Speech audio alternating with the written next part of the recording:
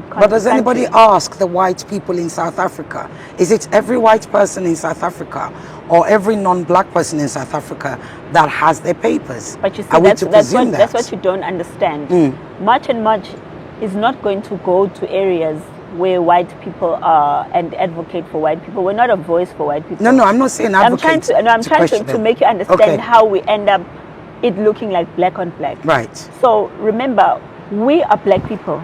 We are in black people areas. We talk about things that affect black people. So tuck shops and these killings of children wasn't happening with white people. It was happening to us as black people, right? So when we advocate for those children that have passed away, we don't care whether it's being done by pink, orange, or green people.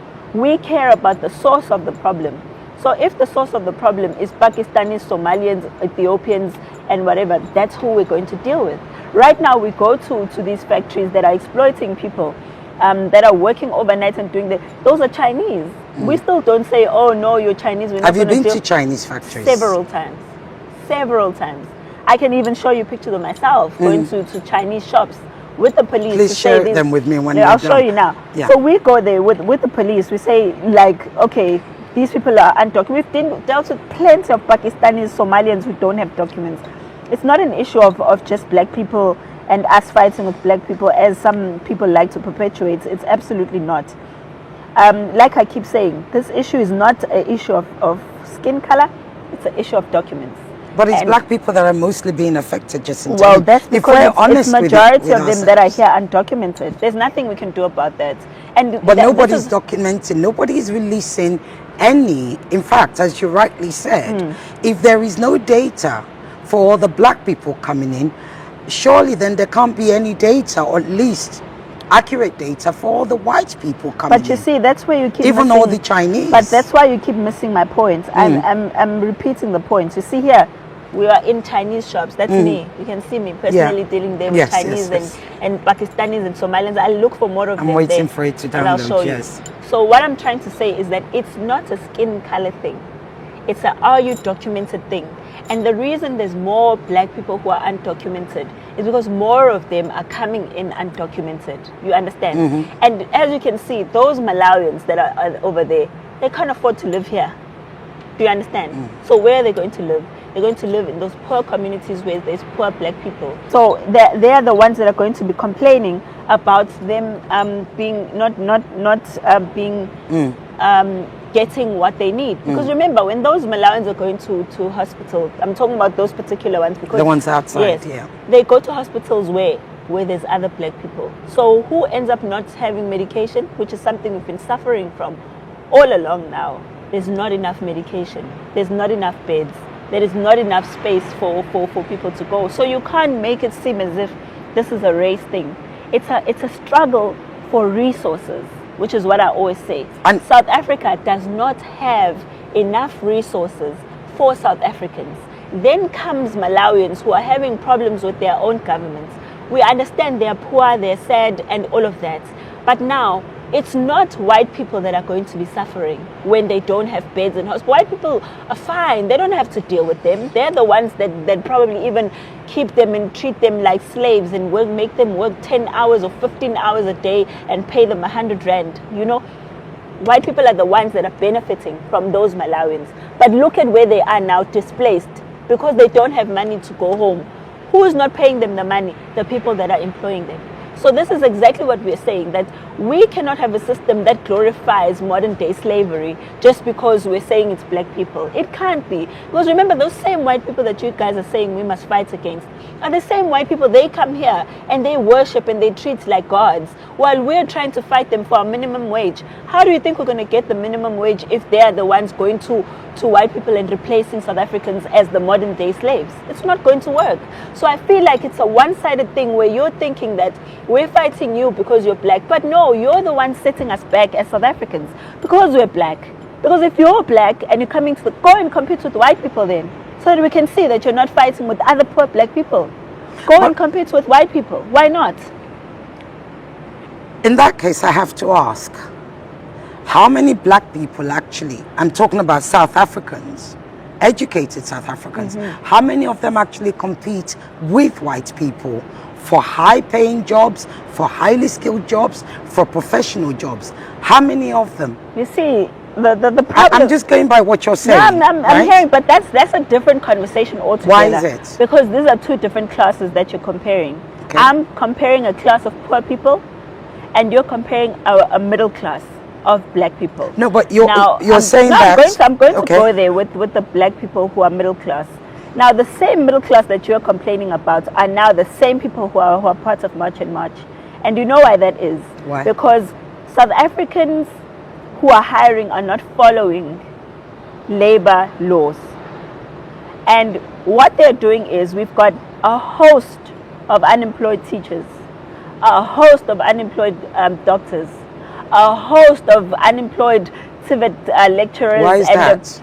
Because the law of the country says that. Because a lot of people, I see them saying that South Africans are lazy, they just want to remove people and remove. That's not what we're saying.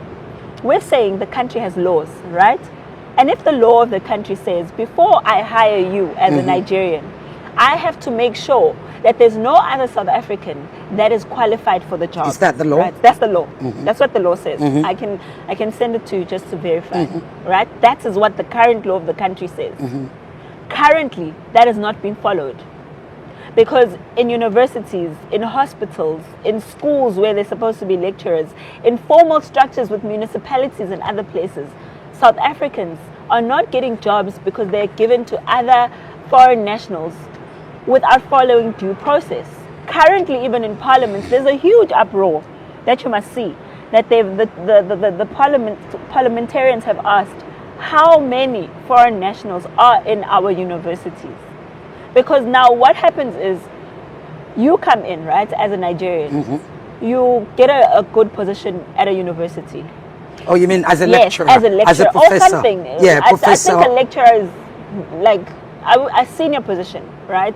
As a a professor, head of department. a professor, Yeah, head yes. of department, yes. So you head that department, and naturally, the next thing you start doing is recruiting other Nigerians to come to the university that you're working at without following due process.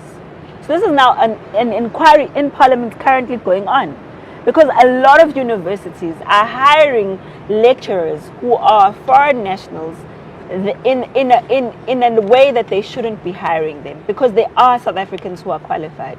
So I want you to understand that there's a fight here at the lower level of things. There's a fight even in the middle class, where South Africans are saying now we're being wiped out of our own jobs, for our own job securities. We're not saying we're not qualified. We're not saying give us those jobs because we're South Africans and but give us those jobs because we qualify. You can't go to another country and look for someone So are you who saying can do that another job. there's a practice of discrimination against South Africans, or is it that the jobs, because I find why it's so difficult for you to believe. And I understand why a lot of people look at South Africans as crazy people. No, I don't actually. No, trust me, I understand. I actually don't. I'm saying I understand if you look at us as crazy Well, people. I actually don't. Because it's crazy that we're in this situation. It's actually ridiculous that we have to fight for something that's in the law and is supposed to be followed as per the law, but it's not.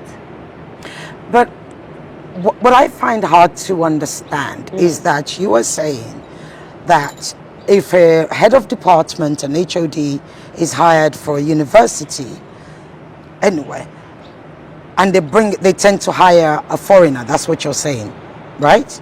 And if they hire a foreigner, a non-South African, that non-South African then hires non-South Africans, perhaps from the same country or otherwise. Zimbabweans do that a lot. Right. So, but here's the thing though. The head of department is not the head of the university. They are, some of them. I'm trying to show you. They're head of department. Remember, you can be head of department, but you also can be have another Zimbabwean in HR. I'm trying to find you this thing so that you don't think I'm creating stories and whatnot. It's not, I don't think it's that people are looking at South Africans as crazy. Certainly, I think you will find that most people would understand if, look, you are saying to government, we have a crisis in our hands of, our porous borders, which are not being manned. We are demanding that it's manned. We are also demanding for stricter immigration laws. We are demanding for stricter laws against, you know, for clearance at the borders. Yeah. I don't think anybody's going to argue with you on that, Jacinta. I think what most people, whether you accept it or not, is that the rhetorics from your group, whether it's, I know there's Ayahamba, which I think it means get out, is that correct? Abahambe. Abahambe, yeah. Yeah, it means get out, right? Yeah, or something like that, yeah. yes. I know of those. But get out. What does Get it out mean? sounds bad. Pardon? They must go. They must go. There Yeah. you go. Well, pretty much the same. It's Get not. out sounds worse. Okay. Well, no, they must go. Get out. You know, I know of that, but those groups are not the most prominent. Yeah, those groups that's what I'm saying. are not the you ones know why we're the saying most prominent. 30th of June. You know what? You know why they're not the most prominent? Why is that? Because they've never pulled marches with the crowd that we have. Which is why you have to accept that March and March has to take responsibility for what? For the tensions. No, we're not for the anti-migrant. Because, no, like we're not I said, going to take responsibility. If March and March was saying, look, we are fighting for everybody in the country because we want this country, we want government to do better by us. Yeah. We want that to start by government securing our porous borders. We want that to start by government putting out stricter immigration. We want that to start by government having faster, quicker, more, you know, clearance with integrity for those who come in with refugee. In fact, even if you were demanding, we want government to review the refugee laws in South Africa. I don't think anybody would have a problem with that at all. But what is and cannot be denied is, much as you say, those people outside, the Malawians who were outside, I think is Durban driving. That's right, old Durban driving by the sea. Much as you say, look, all of those people are undocumented, all of those people were living in these houses which are run by cartels, etc. Much as you say that, at the fundamental of it is humanity. And that is the question. Where does March and March draw the line between government's failures and humanity? So given that, can I just find out from you, Go ahead. in terms of humanity, what role do you think we played in them being at the drive-in, and you feel like it was our fault to create a humanitarian crisis? If I can just get clarity. Okay, like I've just explained to you, all those other groups you mentioned, they're much smaller. March and March are the forefront. No, it's fine. Let's say you are the we're face at the of forefront. that. I'm just trying to get... And the rhetorics that come out is anti-migrant. You are not saying that when you are not saying... let me tell you something. Yes. Let me tell you something. When I started March and March, when I started March and March, even our first march was directed to the government. There was no foreign employment involvement at all. None whatsoever. You didn't mention anything about migrants, foreigners? Of course we talk about that, because we're talking about illegal immigration. Yes, but you were directing it. Yes, that's what I'm trying to tell you. What was the chant at that time? What was the... No, it's always your been... slogan? No, it's always been Abahambe. That's not going to change. Right, it's got to... Because obviously Abahambe, because they're in the country legally. Because you can't tell me that, I always say, you can't tell me if you come into a country legally, you're innocent. Of course you're not. You know what I mean? Why not? Why are you innocent? You came into my country legally. Okay, so... what makes you innocent? Let's talk about that. Okay, there are people, when people are refugees and they come into the country... I don't... You see, that's why I avoid... I don't like having this conversation about... No, let's have it. We're being honest. You know why?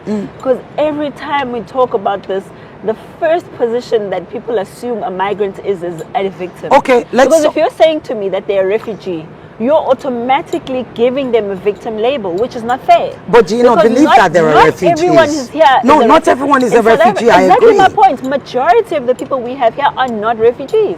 They're not. But there are 7,000 Those people refugees. are economic migrants. They are not refugees. How do you know? Have you seen because their papers? Because they were working. But They have you don't seen have their papers. But there are 7,000. They arguably. So wait. I'm just saying. So wait. Arguably. You're saying the to me, groups wait. I that- want to find out what makes you believe they are refugees. Maybe if you can define that for me. Right, that's so what from, I'm saying. From looking at So- them, we decided they're refugees. No, not from looking. I'm just saying to you, the groups who support them, okay, will tell you that these are documented refugees. Yeah, Permit me to finish. Yeah, to the 90, point. I'm talking about factually here. Let's talk facts. 90% of those people are undocumented, right? Most of them, majority of them, say they went there because they needed to get home before the deadline. That's what they said. They want to right? go. Yes. Yes, right? So I'm asking you, from that analysis and from those statistics, From what they said. what makes you give them the label of refugees? Like, Right. why? And this is what I'm saying to you. Let's separate it. You said those who want to go, those people that have said, we've come here because we want to leave before the 30th. Yes. Because obviously people are petrified. They're afraid. And Yeah. nobody knows what's going to happen. We'll talk about that later. I interviewed documented migrants yesterday. Right? From where? From Nigeria. I have them, I interview them, and they say they're documented, but they want to go because one, they're afraid. There was a man who had been here for 30 years. Okay, he said, I've seen this happen many times. Okay, I've seen the violence, Okay. but this one is different. He said, I go into a shop and I'm attacked. I go into this and this. His wife is there, his child is there. He said, yes, I'm documented. I've been here for 30 years.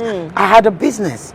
So what I'm saying to you is, permit me, it's not just those who are undocumented So you see, who want to that's leave. why I want to No, talk to you. yeah, I know. That's why Yeah. I wanted you to No, tell me. yeah, I'm going there. I want I'm you going to there. tell me when you say they're documented. I want to No, go I'm into just what saying. you're saying. So what it's not just exactly do those- you mean they're documented? Well, they say they have their Documented as what? papers. You don't know that, right? Well, I'm just saying, but That's neither do you.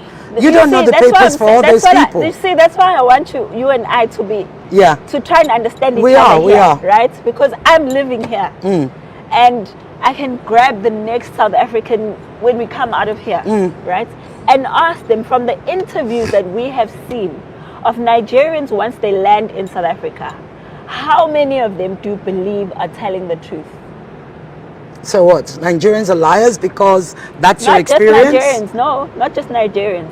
All the people once they leave South Africa. Once they leave? Yes, I mean when they land in their countries. Okay, From yeah. what they're explaining. Once they evacuated, yeah. Once they start describing what was happening in South Africa.